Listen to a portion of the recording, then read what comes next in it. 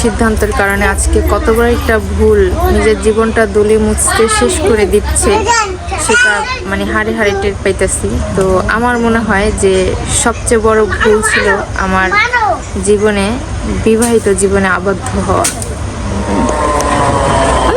গরম গরম।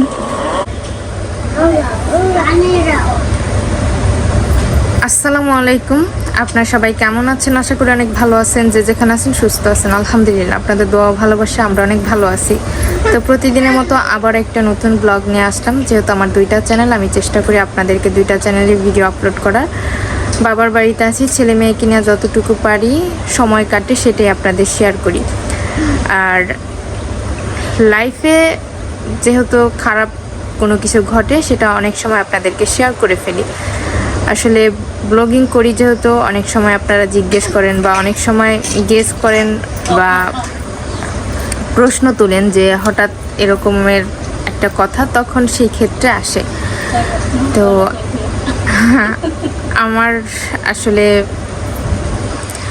মনে হয় যে মানে 5 বছর আগের একটা ডিসিশন নেওয়াটা সবচেয়ে বড় ভুল ছিল।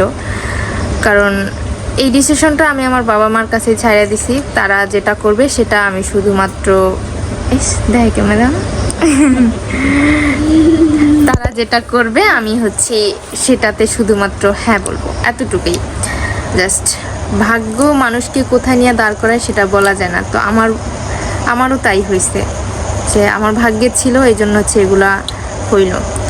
নয়তো মানে আমার সাথেই কেন এইসব ঘটে। আপনারা জানেন আমার সংসার জীবনটা কেমন, আমি চেষ্টা করি আপনাদের শেয়ার করার। আমার 5.5 বছর বিয়ে হয়েছে। আমি কিন্তু মানে সব সময় একটা ট্রমার মধ্যে থাকি, খুব টেনশন কাজ করে। কি করব না করব সেটা আসলে চিন্তা করে পাই না, ভেবে পাই না। খুব ভয়ে একটা আতঙ্ক নিয়ে থাকি, যেটা সত্যি কথা। তো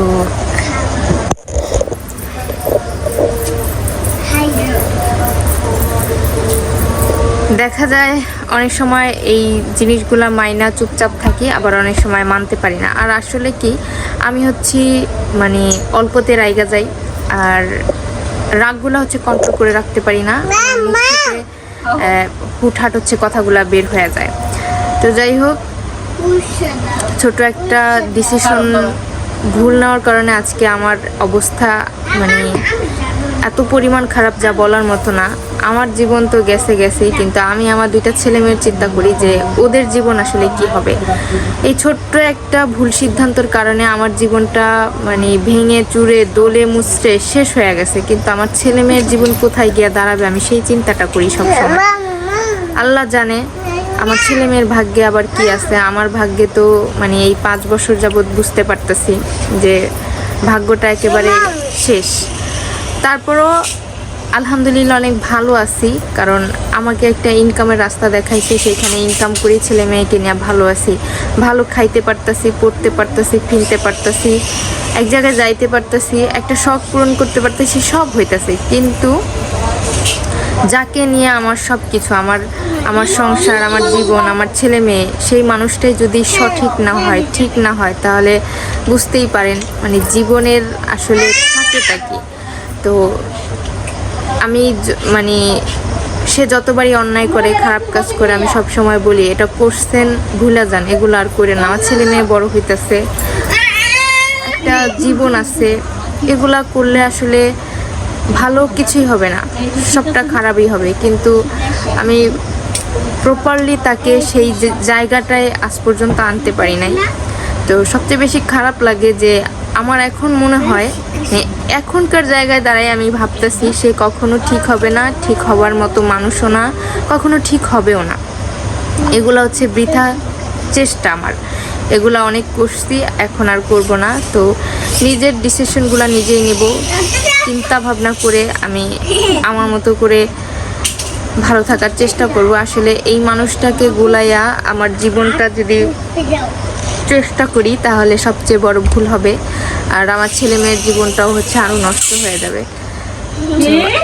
আমার বাবা মায়ের একটা বড় ভুলের কারণে তারা ভাবছে আমাকে এখানে বিয়ে দিলে আমি ভালো থাকবো, সুখে থাকবো, শান্তিতে থাকবো।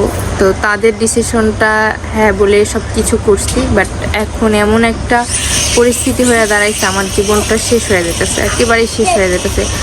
মানসিক ট্রমার মধ্যে পড়ে গেছি। মানে এই মানসিক চাপটা আমার এখন এত পরিমাণ পড়ে, যাতে মনে হয় যে আমার মানে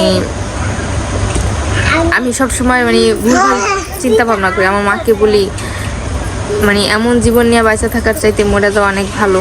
তবে মরার চিন্তা ভাবনা করার আগে আমার 2টা ছেলে মেয়ের চিন্তা ভাবনা আগে আসে, যে ওদের কি হবে, আমি ছাড়া ওদের কেউ নাই, যেটা সত্যি কথা। হ্যাঁ, আমার বাবা মা আমার ছেলে মেয়েকে ভালোবাসে, তাই বলে ওদের জন্য আমি আছি, আর কেউ নাই। ওদের জন্য আমাকে বাঁচতে হবে, লড়াই করতে হবে, টিকে থাকতে হবে। কিন্তু কিছু মানুষ থাকে জীবনে যারা হচ্ছে ভালোর জন্য না, একমাত্র খারাপের জন্য। তো সেই খারাপ মানুষদের কাছ থেকে দূরে থাকাটা হচ্ছে অত্যন্ত বেশি জরুরি। তো যাই হোক, আপনারা হয়তো অনেকে ভাববেন যে এসব কথা আবার এখানে কেন বলছি। আমার ব্লগগুলো আপনারা দেখবেন, একটু একটু করে জানতে পারবেন, একটু একটু করে দেখতে পারবেন। তো আমি আপনাদের সাথে সবটা শেয়ার করব, অবশ্যই সবটা শেয়ার করব। আর দেখতেও পারবেন, জানতেও পারবেন কি ঘটতেছে, কি হইতেছে, আর কি কাজগুলো আমার সাথে হচ্ছে, কত বড় অন্যায় আমার সাথে হচ্ছে, সেটা আপনারা বুঝতে পারবেন। চেষ্টা করব আপনাদেরকে কালকের ভিডিওতে কিছু জিনিস দেখানোর, তাহলে বুঝতে পারবেন। আমার ছেলে মেয়ে কি চিল্লাফাল্লা শুরু করছে, যা বলার মতো না। তো বেশি কথা না বলি, সাথে থাকুন, ভিডিওটা দেখতে থাকুন। তবে আমার কাছে মনে হয় যে এই বিবাহিত জীবনে মানে আমার আটকা পড়াটা হচ্ছে সবচেয়ে বড় ভুল। আমি প্রথমেতে মানে একবার না করছিলাম, সেই নাতেই যদি অটুট থাকতাম তাহলে আমার জীবনটা হয়তো এরকম হতো না। বাবা মার মানে কথার প্রেসারে পড়ে আবারও না থেকে হেঁটে আসাটাই হচ্ছে আমার জীবনের সবচেয়ে ভুল। তো এই ছোট্ট একটা জীবনে এই ছোট্ট একটা ভুল আজকে মানে আমার জীবনে কত বড় একটা মানে ভুলের হইয়া দাঁড়াইছে, যা বলার মতো না। সবাই দোয়া করবেন আমি যেন ধৈর্য শক্তি নিয়ে থাকতে পারি আমার ছেলে মেয়ের জন্য, ওদের জন্য যেন আমি বাঁচতে পারি, ওদেরকে যেন ভালোভাবে মানুষ করতে পারি।